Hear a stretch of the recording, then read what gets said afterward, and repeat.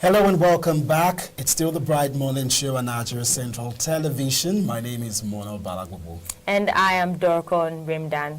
Now we'll be looking at some of the top trending stories in the country, and the first one we are looking at this morning talks about corruption.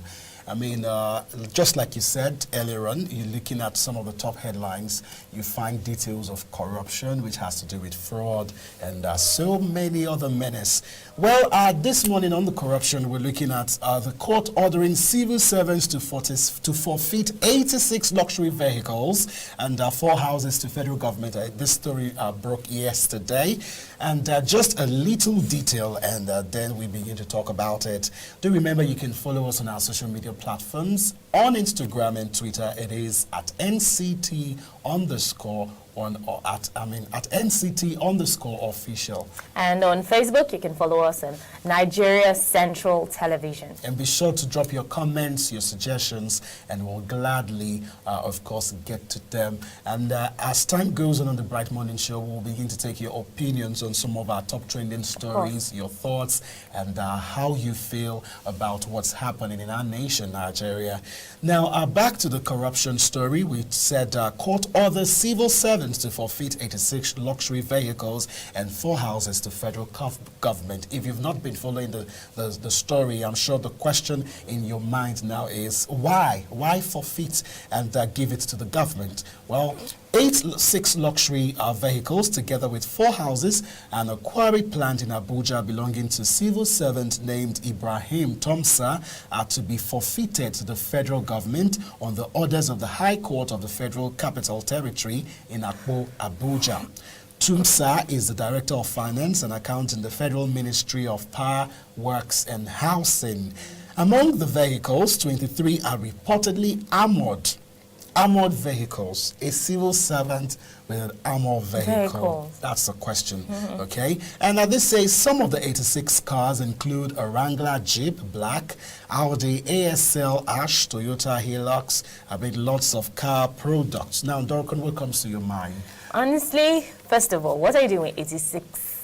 Now, there are so many sides. This is really a good story for us. So many sides. What a way to start the program, this segment rather. 86 luxury cars, and then you have so many armored cars. Wait, are you preparing? I mean, the list of cars, if you go through the details of the story, there are so many cars. Some I've never heard in my life. Honestly, how?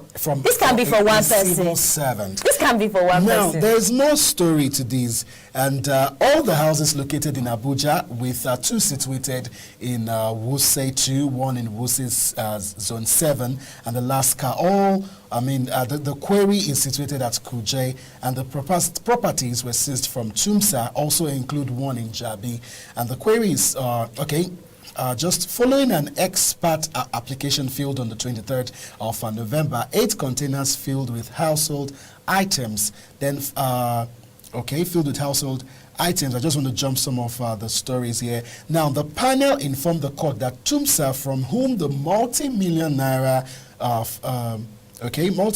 assets were seized, was able to acquire all the assets between 2016 and 2017. That was just too short for a period. Okay. Even if you were stealing them, it would take you time to transfer them. When I even read the story, I did not even see 2016 and 2017. I know it did. So what magic was there? Honestly. I know I got to read some comments online, and some people were like, "Can't somebody play Lotto?"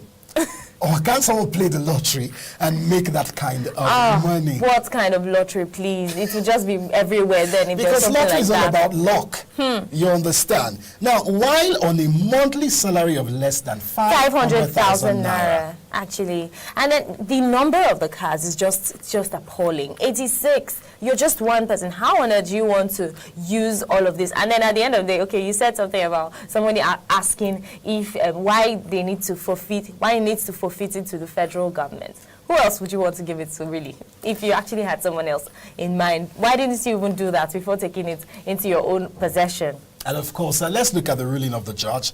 In his ruling, the trial judge authorized a panel to freeze all the items pending full investigation on the serious criminal allegations that were brought against the respondents, Tumsa and brother Tijani Tumsa.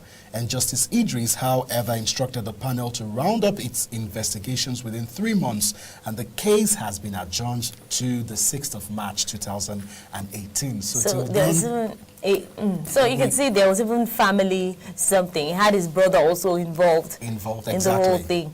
Now, the question I'm also asking is that now he's a civil servant. We've had cases in our Yes. country, Nigeria, where we see so many top government officials. He is not a top government official, I mean less than 500,000 naira. We have top people in government who have more than this. Now, according to reports, I'm not going to call any names, a lot of government officials have luxury houses in Dubai, in London, in the US. Yes. And nobody is saying forfeit them. But first, of course, we've got to applaud what the Buhari administration is doing, trying to recover lost funds and all that. But trust me, there is a whole lot more to uncover. He just happens to be a scapegoat. Yes, of course, of course. And there's going to be more of them, actually. Of course, there's going to be more of them, but we want to see, top government officials, treated like this. Actually, I think we're getting there. From what we've been seeing in the past, look at the minor situation and so many other stories, so many other people with their own something similar to this. I think we're going to gradually get in there because now you found out this person. He has 86 luxury vehicles. I don't know, maybe it was just unfortunate that he was one of the few people that they have put there now for something like this. But I know that from what we are seeing and this whistleblowing issue that is going on, we're going to actually get there and we'll have top officials like you're mentioning already. Okay, we'll be moving on to our next story here, and this one has to do with the NGO bill that has been ongoing. Protesters actually stormed the National Assembly over this. So protesters from various non-governmental organizations stormed the National Assembly on Wednesday to kick against the passage of the controversial NGO bill. The House of Representatives Committee on Civil Society Organizations and Development Partners is currently holding a public hearing on the bill. The protesters marched down to the National Assembly entrance gate from the Unity Fountain. Amnesty International on Tuesday urged Nigerians to put up an opposition to the bill, which it said will have devastating consequences. And from what we're seeing, actually, I think that is quite true because it is something, it's really weighty, this bill. Since 1999, I think it's been a while we had something as weighty as this to come into law right now. They're trying to pass this, and so many Nigerians are actually agitated by this bill. And I mean, a lot of people are against the bill for sure. A whole lot. And we also have those who are actually for the bill as well, because they feel that most of these NGOs, and if you notice, we have new and more NGOs springing up every day. So I think to an extent, yes, they should be checked. They need to, some areas that, some areas actually of their whole running system must be checked, should be checked, as well as, well, I don't want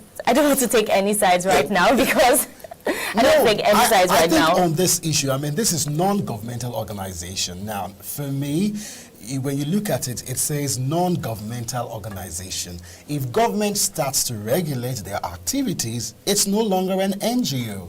And, when you look at issues like in the case of the whole crisis in the Northeast, where people are displaced from their homes and all that, and you come up with a whole lot of procedures and steps with which agencies should take before they attend to those people. Don't you think people will die? These are some of the questions that Nigeria are asking. Now, for those who are against it, now, like I was discussing with our news editor, Magdalene Michael, yesterday, and she talked about the fact that she worked for an NGO and the way they used them.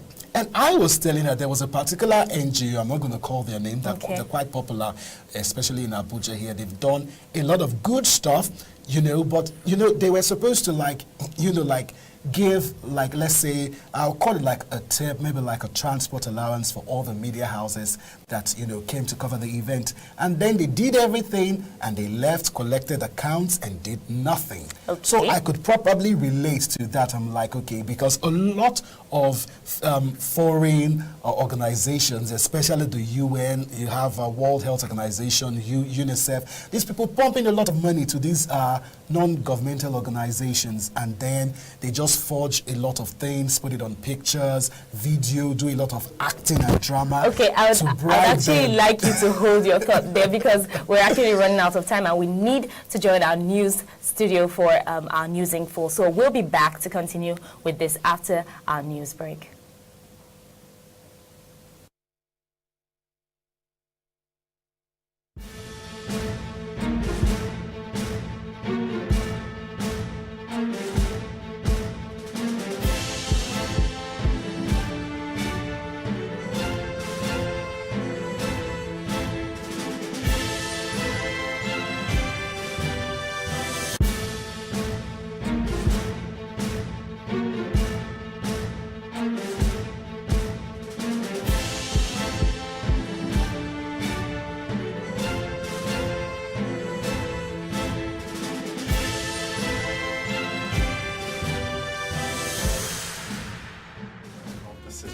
Ekeresimesi ọma.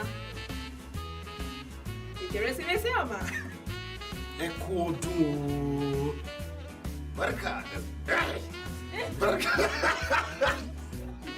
Barka da bikin Kirsimeti. Wishing you a Merry Christmas. Happy Hanukkah.